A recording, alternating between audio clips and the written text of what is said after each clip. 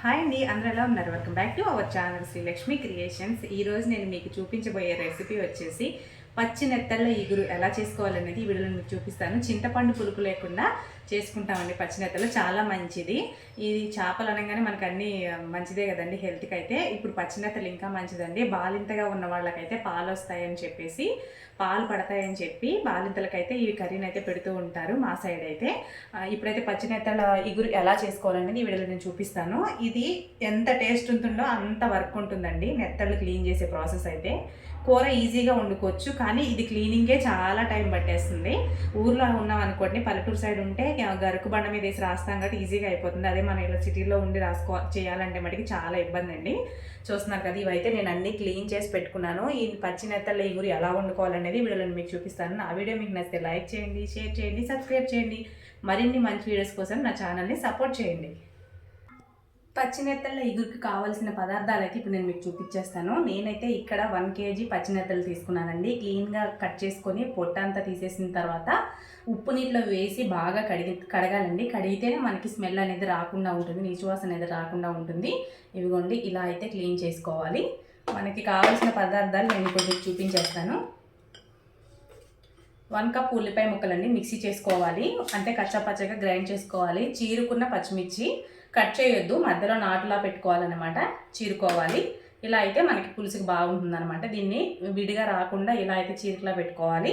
అలాగే చిన్న కప్ టమాటా, ఇక్కడ మనం చింతపండు పులుసు వేయట్లేదు కాబట్టి టమాటా ముక్కలు తీసుకోవాలి. అలాగే 2 అల్లం ముక్కలండి. ధనియాలు, జీలకర్ర, వెల్లుల్లిపాయ, వీటిని అయితే నెక్స్ట్ ఏం చేయాలనేది వీడియోలో నేను మీకు చూపిస్తాను. తీసుకొని ఇందులో అయితే ఉల్లిపాయ ముక్కలను వేసేసుకుందామండి. మనం తీసుకున్న 1 కప్పు ఉల్లిపాయ ముక్కల్ని మిక్సీ జార్లో వేసేసుకుందాం.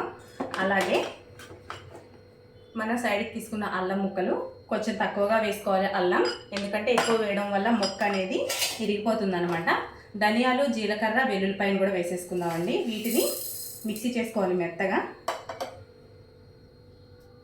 ఈ విధంగా అయితే పేస్ట్లా చేసుకోవాలండి. నెక్స్ట్ ప్రాసెస్లోకి అయితే నెత్తళ్ళ ఇగురు ఎలా చేసుకోవాలో ఈ వీడియోలో నేను మీకు చూపిస్తాను. చాలా ఈజీగా చేసుకోవచ్చండి. చింతపండు పులుసు లేకుండా చేసుకుంటాం మనం నెత్తళ్ళ ఇగురు. చాలా బాగుంటుంది. ముద్దకి ముక్క పెట్టుకుంటూ తింటే చాలా బాగుంటుంది. చూసారు కదా ఎంత బాగా వచ్చిందో. వీడియోలోకి వెళ్ళిపోదాం రండి. నూనె హీట్ అయిన తర్వాత కరివేపాకును వేసుకుందాం. అలాగే మనం చీరి పెట్టుకున్న పచ్చిమిర్చిని కూడా వేసుకుందామండి.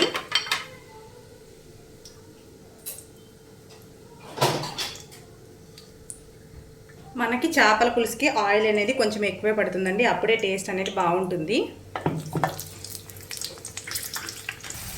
పచ్చిమిరపకాయ వేగిపోయిన తర్వాత ఉల్లిపాయ పేస్ట్ని అయితే వేస్తానండి.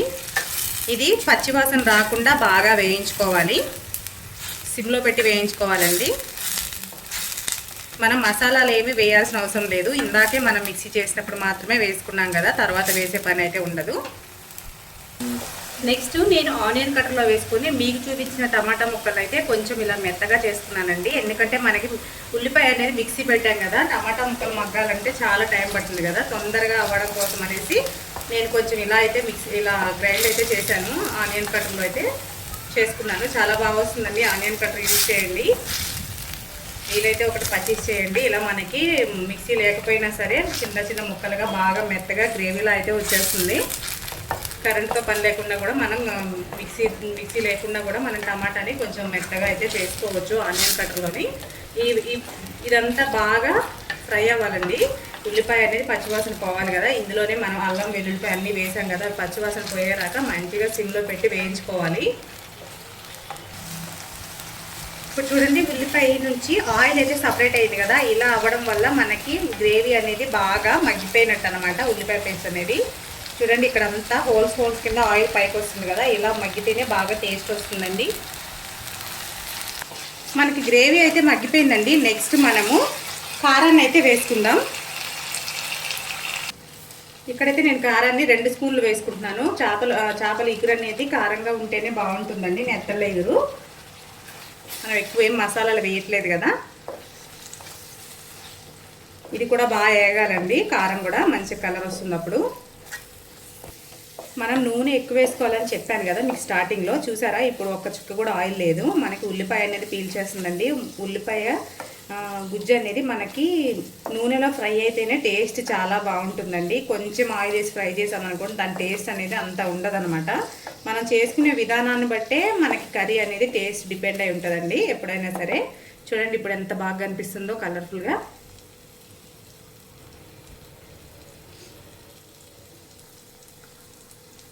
ఇప్పుడు మనం కడిగి పెట్టుకున్న నెత్తలను అయితే వేసేసుకుందాం. మనం చేపల కూర వండినా నెత్తళ్ళ కూర వండినా ఏ కూర వండినా సరే అండి, ఇప్పుడు అంటే ఓన్లీ చేపలు మాత్రమే మనం ఎక్కువ గరిటె పెట్టి తిప్పకూడదండి. అసలు మనం కదపాలన్నమాట. అంటే ఇలా వేసుకొని కదపాలి. అంతేగాని ఫస్ట్ అయితే ఒక్కసారి మనం టర్న్ చేసుకున్న తర్వాత మళ్ళీ చేసే అవకాశం ఉండదండి. ముక్కలు అనేవి విడిపోతాయి. ఇప్పుడైతే చేయొచ్చు, ఎందుకంటే మనం ఇప్పుడే వేసాం కాబట్టి ముక్క ఉడకదు కదండి, పచ్చి పచ్చిగానే ఉంటుంది కాబట్టి ఏమి కాదు. తర్వాత మాత్రం అసలు తిప్పకూడదండి. ఒక 5 నిమిషాలు అయితే మనం ఇలా ఈ మసాలాలను అయితే ఈ నెత్తలను అయితే మగ్గించుకుందాం. తర్వాత మనం వాటర్ పోసుకొని మనకి ఈ చేప ఎంతవరకు ఉడకగలుగుతుంది ఇంత వాటర్ అని చెప్పేసి మనమైతే వాటర్ వేసుకోవాలి. ఎక్కువ వేసుకుంటే ముక్కలు అనేది విడిపోతాయండి. విడిపోయి మనకు అసలు చేపే కనపడదు, మొత్తం మనకి హలీం లాగా అయిపోతుంది అనమాట. ఎక్కువ వాటర్ పోసుకుంటే చూసి పోసుకోవాలండి వాటర్. ఇప్పుడైతే మనకి మగ్గినాయి కదా, చేప అనేది వైట్ కలర్ అయితే వచ్చింది కదా. ఇప్పుడు మనం వాటర్ని అయితే వేసేసుకుందాం. మనం ఇక్కడ చింతపండు పులుసు పొయ్యట్లేదు, ఓన్లీ మనకి ఇగురు కాబట్టి మనం ఓన్లీ టమాటా పేస్ట్ని మాత్రమే వేసుకున్నాం. ఇలా అయితే కలుపుకోవాలి. మనం ఇలా అయితే కలుపుకోవాలి, గరిటె పెట్టకూడదు. ఇంక ఇప్పటి నుంచి మనం పులుసు పోసిన తర్వాత ముక్క అనేది విడిపోతుంది కదా, అందుకని చెప్పేసి. కావాలంటే కొత్తగా నేర్చుకునే వాళ్ళు కొంచెం వాటర్ పోయండి, మీకు అర్థం కాకపోతే కావాలంటే మళ్ళీ పోసుకొని ఉడికించుకోవచ్చు. కానీ ఎక్కువ పోసిన తర్వాత తీయడం చాలా కష్టం అండి. ఒకవేళ మనం లిక్విడ్ తీసేసినా ఆ టేస్ట్ అనేది పోతుంది అనమాట. అందుకని చెప్పి చెప్తున్నాను. 5 నిమిషాలు హై ఫ్లేమ్లో, 3 నిమిషాలు మనకి లో ఫ్లేమ్లో పెట్టుకొని మనం ఒకసారి అయితే మూత పెట్టేసుకొని ఉడికించేసుకుందాం. మనకైతే ఇది నెత్తళ్ళ ఎగురు అయితే రెడీ అయిపోతుంది. పులుసుకు సరిపడినంత సాల్ట్ని అయితే వేసేసుకుందాం. చూసారా ఎంత కలర్ఫుల్గా ఉందో చేపల ఎగురు. సారీ,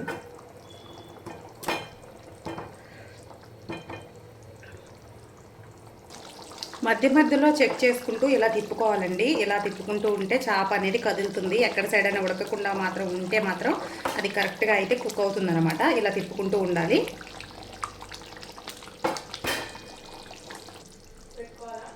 మనకి ఇప్పుడు చేపల ఎగురని రెడీ అయిపోయిందండి. చూస్తున్నారు కదా, ముక్క అనేది విడిపోవడానికి దగ్గరగా అవుతుంది కదా. ఇప్పుడైతే మనం స్టవ్ ఆఫ్ చేసుకోవాలి. ఒకసారి మీకోసం అయితే చూపిస్తాను ఇలా నేను పైకి. ఇదిగోండి, ఇలా అయితే సరిపోతుంది. ఎంతో పర్ఫెక్ట్గా వచ్చిందండి చేపల పులుసు. ఇందులో లాస్ట్కి మనం కొంచెం కొత్తిమీర వేసుకొని గార్నిష్ చేసుకుని ఒక 2 నిమిషాలు ప్లేట్ పెట్టామనుకోండి, ఈ కొత్తిమీర ఫ్లేవర్ అనేది చేపల పులుసుకి బాగా పడుతుందన్నమాట. మూత పెట్టేసుకోవాలి. మూత పెట్టేసుకుంటే కొత్తిమీర మగ్గిపోతుంది. చాలా అంటే చాలా బాగుంటుంది. నా వీడియో కనుక మీకు నచ్చితే లైక్ చేయండి, షేర్ చేయండి, సబ్స్క్రైబ్ చేయండి. మరిన్ని మంచి వీడియోస్ కోసం నా ఛానల్ అయితే సపోర్ట్ చేయండి. టేస్ట్ చేసి ఎలా ఉందో చెప్తాను. మొక్క చూసారా ఎంత బాగా ఉడికిందో. నెత్తళ్ళ ఎగురు చూసారా ఎంత బాగా పర్ఫెక్ట్గా కుదిరిందో. ముక్క ఇలా విడిపోయినట్టుగా ఎంత బాగా ఉడికిపోయిందో చూస్తున్నారా. నా వీడియో మీకు నచ్చితే లైక్ చేయడం, సబ్స్క్రైబ్ చేయడం, షేర్ చేయడం మాత్రం మర్చిపోకండి. తీసుకున్న పచ్చి నెత్తళ్ళ చేపల ఎగురు ఎలా కుదిరింది అనేది టేస్ట్ చేసి మీకు చెప్తాను. చాలా అంటే చాలా బాగుంటుంది. ఎప్పుడు మనం నేను చేస్తూ ఉంటాను కాబట్టి టేస్ట్లో అయితే వెనక్కి ముందుకెళ్ళే అవసరమే లేదండి. అంత పర్ఫెక్ట్గా అయితే కుదురుతుంది. నాకు చాలా ఇష్టమైన కర్రీ అండి. ఫిష్ అంటే నాకు చాలా ఇష్టం, అందులోని ఇది చాలా నా ఫేవరెట్ అనమాట.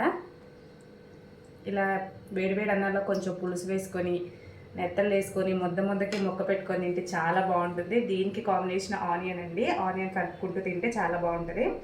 ముక్కలేందే ముద్ద దిగదు అంటారు కదా, దానికి ఇది అయితే బాగా వర్తిస్తుంది. ఎందుకంటే చికెన్ అంటే చేపలు ఇవి 1 కిలో తెచ్చుకుంటే చాలా ఎక్కువ వస్తాయండి. అందుకని చెప్పేసి అంటున్నాను అనమాట. ప్రతి ముద్దకి మొక్క పెట్టుకుంటూ ఎంజాయ్ చేస్తూ తినొచ్చు. చాలా బాగుంటుంది. నాకు చాలా ఇష్టమైన ఫుడ్ అండి ఇది కర్రీ. ఇందులో సన్నటి ముళ్ళు ఉంటుందండి, తీయాల్సిన అవసరం అయితే లేదు. ఇష్టం ఉన్న వాళ్ళు నమిలేసి తినేయచ్చు, ఏం ప్రాబ్లం ఉండదు. మనకి గొంతులో గుచ్చుకుంటుందని ఇబ్బంది ఏమీ ఉండదు.